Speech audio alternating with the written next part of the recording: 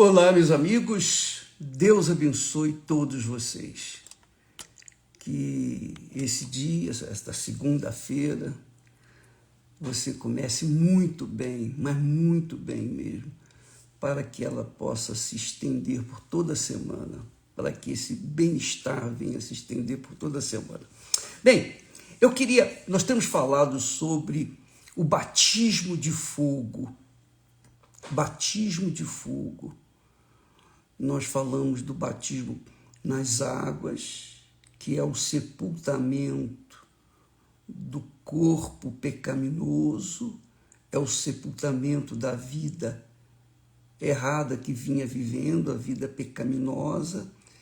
A pessoa é sepultada, quer dizer, enterrada a sua velha natureza, ela é enterrada no batismo nas águas, porque ela se arrependeu dos seus pecados, e Jesus apagou, Jesus perdoou, então ela está limpa.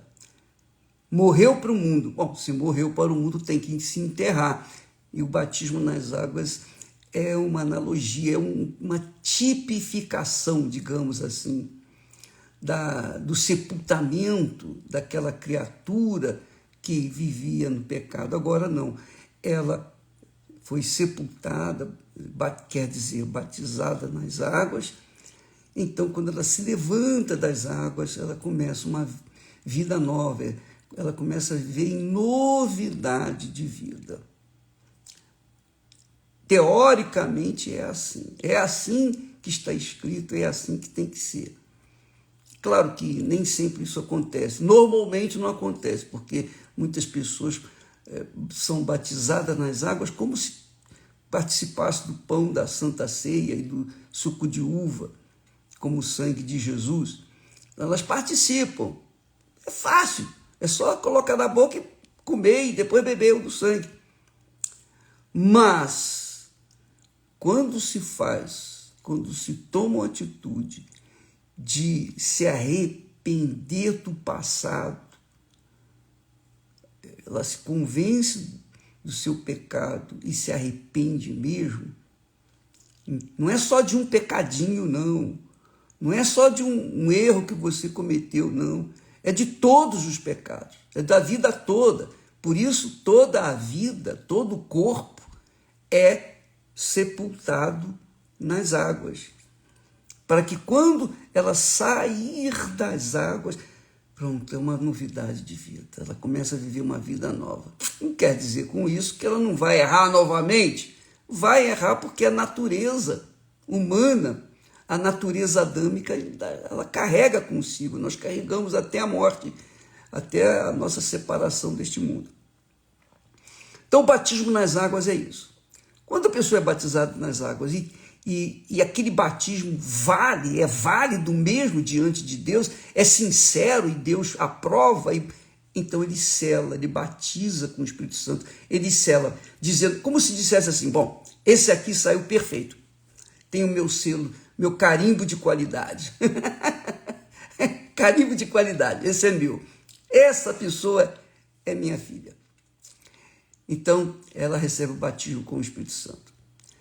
Após o batismo com o Espírito Santo, vem o batismo de fogo, pelo qual Jesus passou, e os profetas, os apóstolos, todos os que servimos a Deus, passamos pelo batismo de fogo. O batismo de fogo é, digamos assim, é uma provação, digamos assim, você é provado, nós somos provados. Mas você perguntaria, mas o bispo, Deus já não sabe quem nós somos, por que ele precisa provar-nos?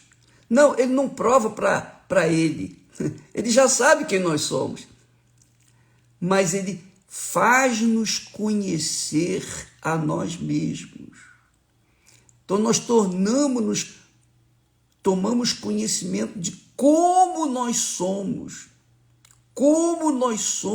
frágeis, como nós somos, digamos assim, fracos. Porque na hora que a pessoa é selada com fogo, ela vai se conhecer. Eu me lembro a título de exemplo, quando nós casamos, a Esther, ela era jovem, vivia em família, e ela tinha tudo. Os pais lhe davam tudo. Então ela não teve problemas assim, de lutas, como eu, jovem, tive que lutar, eu tive que trabalhar, eu tive que ajudar os meus pais. Enfim, nós passamos por lutas. Mas eu lembro que quando a Viviane nasceu, que foi o nosso batismo de fogo, fogo mesmo, e eu conheci uma outra Esther. Eu achava que ela era uma pessoa assim de fé, temente a Deus, muito cheia do Espírito Santo, mas eu não a via como uma pessoa assim que guerreira, uma pessoa. Eu achava que ela, sabe, filhinha de papai? Pois é, eu achava que ela era assim porque ela tinha tudo. Mas quando a Viviane nasceu, que nós dois fomos batizados com fogo naquele momento, eu vi que a Esther era muito forte, muito forte. Tão forte quanto eu ou mais, porque ela enfrentou situações dificílimas, humilhantes, mas muito humilhantes. E ela suportou tudo, tudo, tudo, tudo, tudo.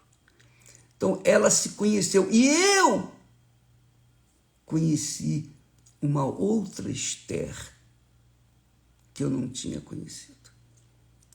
Quer dizer, Deus permite, ou Deus permite não, Ele mesmo, Jesus é quem batiza com fogo. É Ele que nos conduz ao batismo de fogo e nós somos batizados.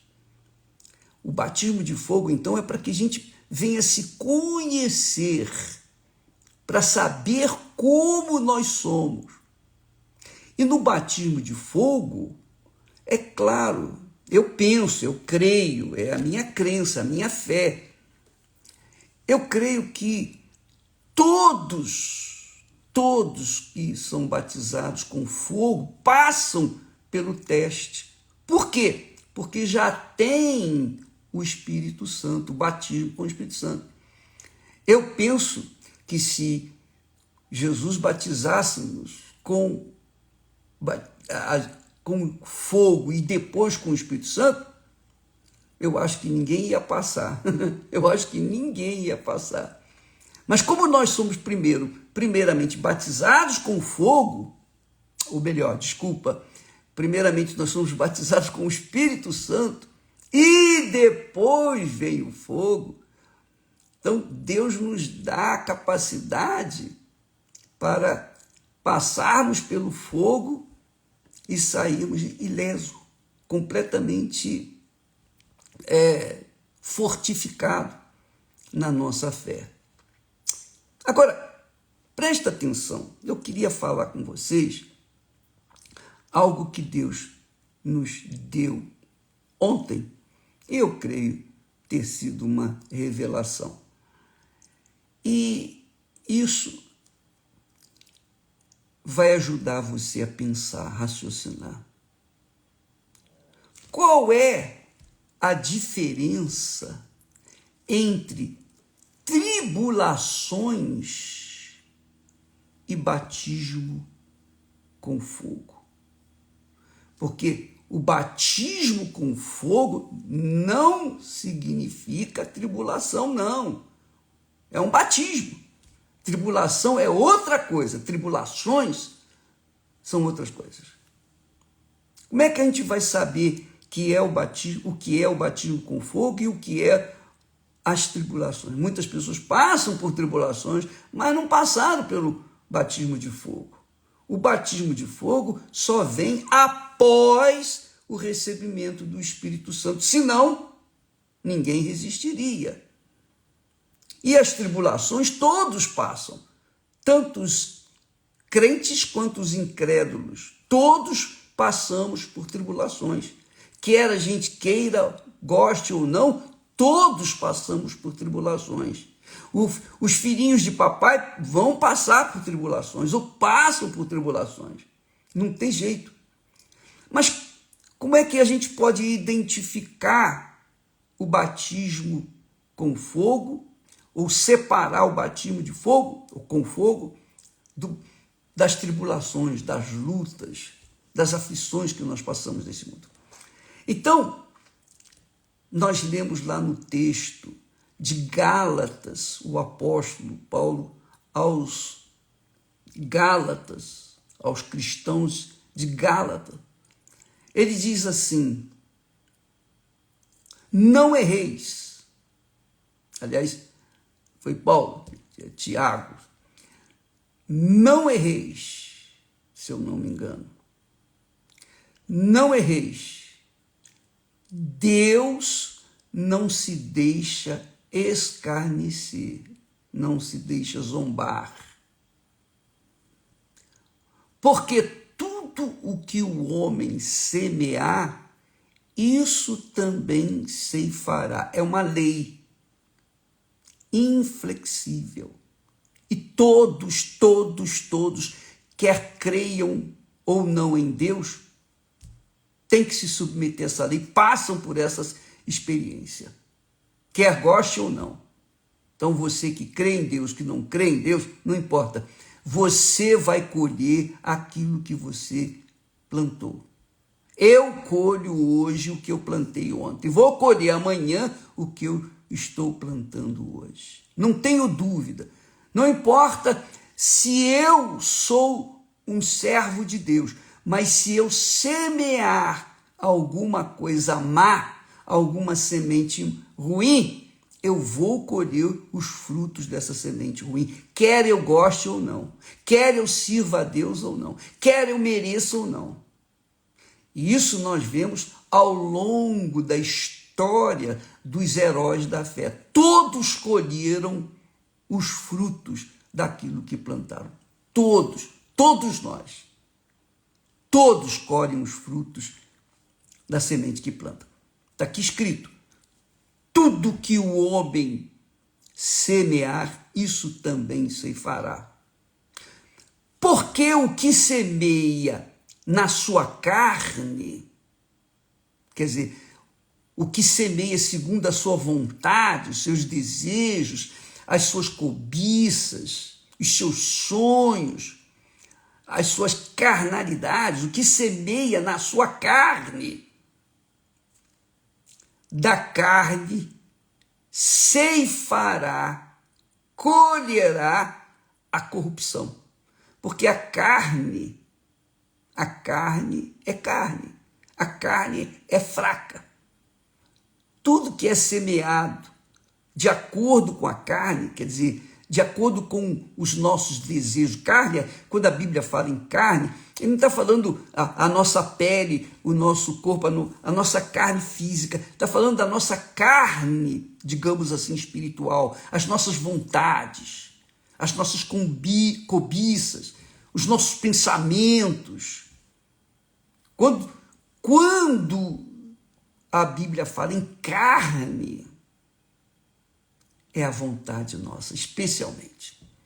Quando semeamos na nossa carne, quer dizer, segundo a nossa vontade, quando semeamos segundo os desejos do nosso coração, que é corrupto, diga-se de passagem, então, da carne, do coração, das nossas vontades, nós vamos colher o quê? Corrupção, dores de cabeça, tribulações, problemas, dificuldades, dores de cabeça mesmo. Por quê? Porque plantou ou semeou de acordo com a sua carne, com a sua vontade. Quando nós semeamos de acordo com a nossa carne, mesmo tendo o batismo com o Espírito Santo, mesmo tendo sido selado com fogo, quando nós cochilamos, e plantamos de acordo com a nossa vontade, nós vamos colher os frutos da corrupção. Porque a inclinação da carne, ou as inclinações da carne, são para a morte. Paulo fala isso. Os que se inclinam para a carne, para os seus desejos, cobiças, vão colher a morte. E ele diz aqui,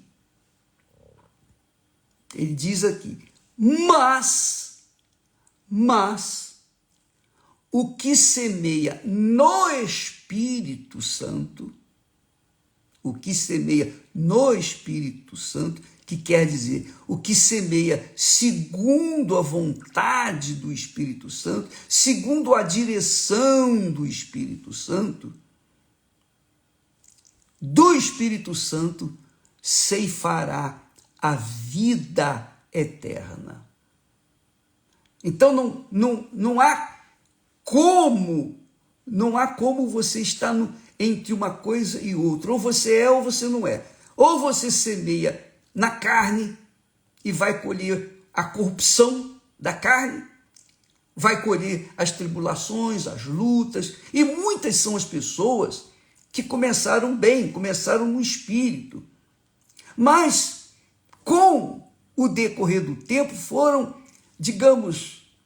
elas foram se acostumando com aquela vida pacata, a vida de servir a Deus, de obedecer a palavra de Deus, e começaram a entrar na moda, a moda que vocês conhecem, todo mundo conhece, que está sempre mudando, todo ano muda, moda de verão, moda de inverno, etc.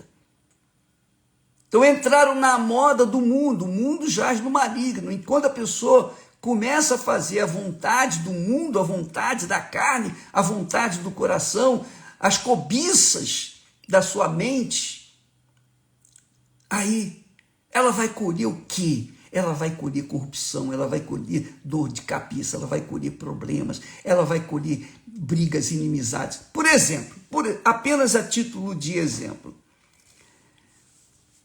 a pessoa faz um casamento errado, né?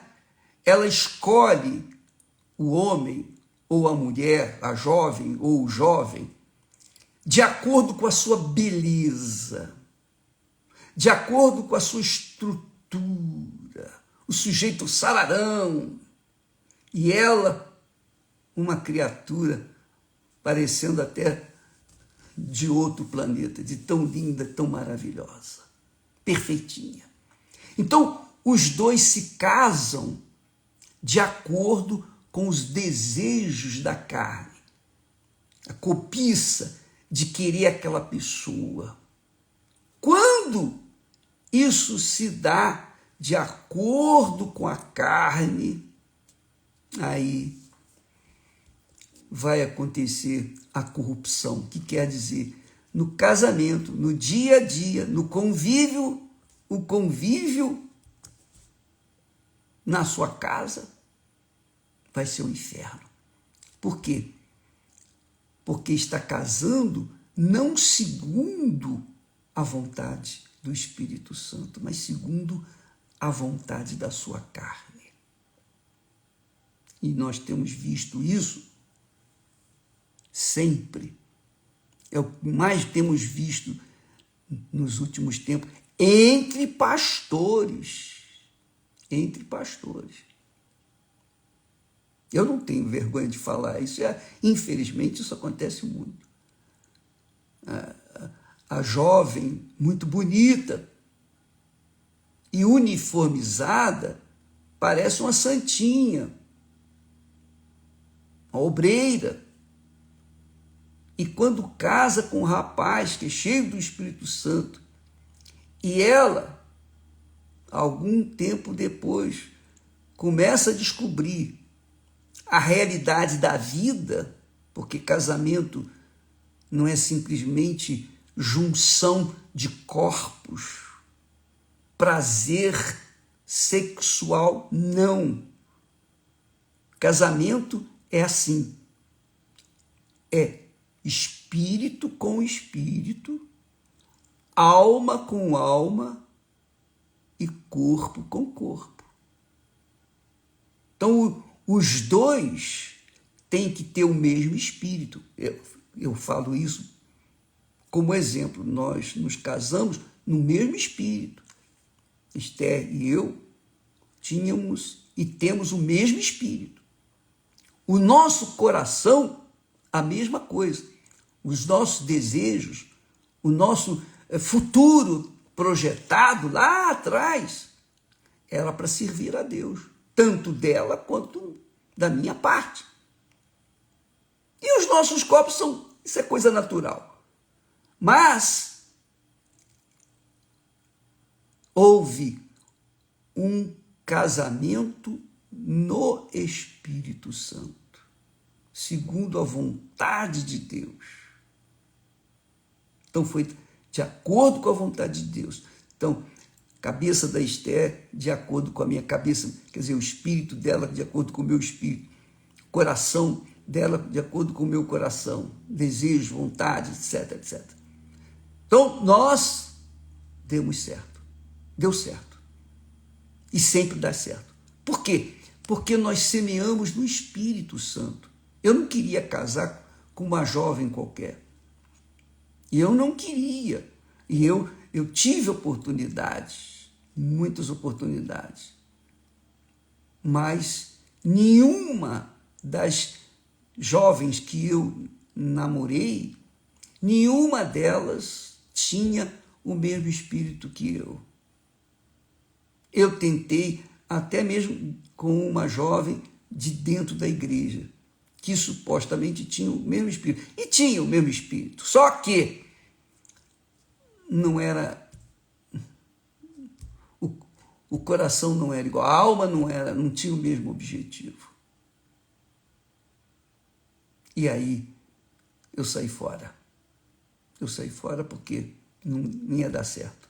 Mesmo sendo ela selada com o Espírito Santo e eu também. Ela era da igreja, fiel, bacaninha, eu também. Mas não significava que era da vontade de Deus. Eu queria que fosse a vontade de Deus. Queria que fosse a vontade de Deus. E o que eu pedi a Deus é que fosse um casamento de acordo, rigorosamente de acordo com a aprovação dele. Porque se ele não aprovasse, eu não poderia me casar. Você sabe que, deixa eu falar uma coisa para vocês, se vai ajudar vocês, especialmente vocês que estão solteiros e querem casar. Olha só, você sabia que antigamente, nos tempos dos patriarcas, quem escolhia a noiva, a futura esposa para o filho, era o pai dele. Não era a mãe, era o pai. O pai é que escolhe a noiva para o filho. E isso segue uma tradição espiritual, porque é Deus Pai quem escolhe aqueles que vão ser do seu filho Jesus. Entendeu? Ele chama muitos, mas escolhe poucos, que é o que está escrito. Jesus disse, muitos são chamados, mas poucos os escolhidos. Nós falamos quem Jesus escolhe, quem o Pai tem escolhido para o seu filho. É por isso que Jesus disse, ninguém vem a mim se o Pai não o enviar. Então, é o Pai que escolhe aqueles que vão fazer parte da igreja, a noiva do seu filho Jesus. É o Pai. Porque o Pai sabe o que é melhor para o filho. Tem mais experiência, especialmente o nosso Pai eterno. Então, eu coloquei nesses termos, Senhor, eu quero que o Senhor traga a pessoa que o Senhor quer para mim. Isso, minha amiga, meu amigo, é semear no Espírito. Então, porque foi semeado no Espírito, do Espírito, nós colhemos uma família maravilhosa. Os nossos filhos servem ao Senhor Jesus, exceto o Moisés ainda não chegou lá, mas está no caminho, ele está vindo. Eu tenho certeza disso. Eu tenho absoluta certeza, não tenho a menor dúvida. Mas a Cristiane como a Viviane, as duas bem casadas, muito bem casadas, seguem o modelo de seus pais. Então há paz entre nós. A família vive em paz, porque temos o mesmo espírito, um só coração, uma só vontade, fazer a vontade do nosso eterno Pai. Então somos felizes, porque nós semeamos no Espírito, nós semeamos de acordo com o Espírito Santo. Você quer ser feliz, minha amiga e meu amigo? Você tem que ter essa visão, esse entendimento. Quem escolheu o Renato para a Cris fomos nós. Quer dizer, a Esther deu aquela força e eu aprovei. E deu certo. Quem escolheu o Júlio para a Viviane também fomos nós. Ela não o encontrou numa festa, não. Muito legal isso. Os dois foram achados aonde? Entre os da família da fé, na igreja. Então, são felizes. Mais de 30 anos, 32 anos, por aí. Eles são casados. E tem mais. Tem mais. Por conta dessa fé de servir a Deus, eu falei, meus filhos vão servir a Deus. Eles vão estudar até o high school, a base, e antes de entrar para a universidade, que elas não vão fazer a universidade, elas vão servir a Deus, elas vão ser mulheres de Deus. Também planejamos isso para Moisés, mas isso não aconteceu. Mas vai acontecer. Mas nós investimos, e elas casaram jovens, crianças, com 17 anos, 16, 17 anos. E eles também eram jovens, crianças, 18 anos, 19 anos. E nós os casamos com fé, com certeza, com segurança de que era a vontade de Deus. Então, deu certo. Quer dizer, quando a gente semeia no Espírito, dá certo, a gente é feliz. Mas quando se semeia na carne, quando se quer casar porque é bonito, porque é pastor, porque é isso, porque é aquilo, não! Nós não queríamos que elas casassem porque era pastor. Nada disso. Eles não eram pastor. Eles eram simplesmente obreiros. Mas eram de Deus. Então, nós semeamos no Espírito, segundo a vontade do Espírito Santo. Agora, quando se casa na carne, então tem esses problemas aí, feminicídio, um monte de problemas que os casais têm, casam e descasam. Isso acontece mesmo dentro da igreja. Dentro da igreja. Ontem mesmo tivemos um caso em que o pastor veio denunciar que a sua mulher havia traído. A sua esposa havia traído. E eram casados há 10 anos. 10 anos. E ela veio traí-lo 10 anos depois de casar. Por quê? Porque casaram não no Espírito Santo, não segundo a vontade de Deus, casaram segundo a carne. Deu errado. Então, agora ele entrou naquela tribulação, né? Aquele problema. Os dois entraram na tribulação. Quem arranjou essa tribulação? Foi Deus? Não. Foi o Espírito Santo? Não. Não. Com certeza foi a vontade da carne. Então, quando a gente toma uma atitude segundo a vontade da carne, na carne, semeamos na carne, nós vamos colher corrupção. Vamos correr esses problemas, esses aborrecimentos, essas dores de cabeça. Vai começar tudo de novo. 10 anos perdidos. 10 anos perdidos. E o rapaz é de Deus.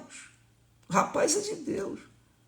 Então, quando o casamento é feito, ou o relacionamento se dá contrário à vontade de Deus, com certeza vai haver tribulação, aborrecimentos, brigas, confusões e às vezes até morte, que é o que a gente tem visto mais. Uma má escolha, por exemplo, na profissão. Você escolhe uma profissão errada. Você escolheu a sua profissão pensando em dinheiro, ganhar dinheiro. Não, eu vou estudar isto aqui porque eu vou ganhar muito dinheiro.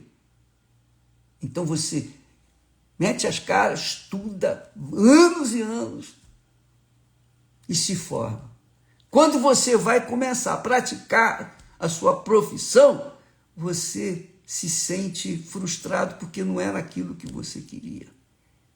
Porque você não recebeu um talento para outra coisa, mas você, infelizmente, você caiu nessa profissão errada porque você escolheu. Aí vem as frustrações, as revoltas, enfim, o trabalho não vai ser com perfeição, enfim, o trabalho vai ser feito a toque de caixa, a toque de burro. Sujeito, por exemplo, se envolve num negócio para ganhar muito dinheiro, mas esse negócio que vai ganhar muito dinheiro e fácil envolve mentira, especialmente envolve mentira. Quando envolve mentira, o sujeito é capaz de ganhar muito dinheiro, mas aquele dinheiro todo que ele ganhar, quanto mais dinheiro ele ganhar, mais problemas ele vai ter, mais tribulações ele vai ter, porque ele fundamentou o seu negócio numa mentira, no engano. A mesma coisa é o casamento, o mau casamento, fundamentou na carne. A mesma coisa acontece na profissão. Olhou a profissão como promissora. Tudo isso vem gerar o quê? Tribulações. Tribulações. Então, uma coisa é o batismo de fogo. Quando a pessoa é batizada com o Espírito Santo, vem então o batismo de fogo. Não para que Deus venha conhecê-la. Não, Deus já sabe quem ela é. Mas Ele quer que a pessoa se conheça e venha aprender com as suas próprias falhas, erros.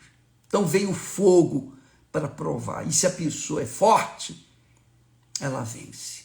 É claro que ela vence quando é batizada com o Espírito Santo, porque o Espírito Santo vai lhe dar condições de superar. Ela vai chegar até o fim.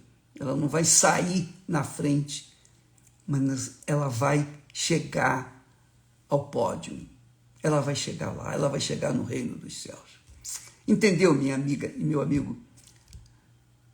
Se você está passando tribulações, pense bem, as tribulações não são o batismo com fogo. O batismo com fogo só vem para quem é batizado com o Espírito Santo. Mas a tribulação vem para todos. Todos, literalmente todos. As tribulações vêm para todos. Todos.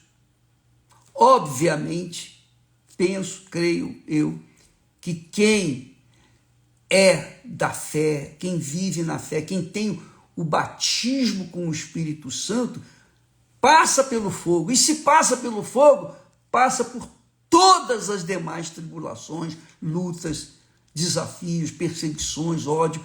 E isso faz parte da nossa fé, da nossa vida em comunhão com Deus. Você é luz. Quando você é luz, você sabe que as trevas vão tentar encobrir a sua luz.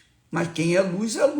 Por onde quer que a luz vá, não tem trevas, é ou não é? Apenas oportunidade para iluminar. Mas quem não é luz vai gemer. Porque sua vida é pautada no que ela semeia na carne, infelizmente. Entendeu, minha amiga, meu amigo? Saiba separar as coisas. Uma coisa é alho, outra coisa é bugalho. Você tem que saber separar o que é tribulação e o que é o fogo do batismo, o batismo de fogo. Tá bom? Amanhã estaremos de volta aqui nessa fé. Que Deus abençoe a todos. Inclusive, eu gostaria de dizer para as pessoas que domingo que vem nós vamos distribuir graciosamente um óleo ungido que representa, simboliza o Espírito Santo em todas as igrejas universal do Reino de Deus, domingo que vem. Tá bom? Deus abençoe e até amanhã em nome do Senhor Jesus. Amém.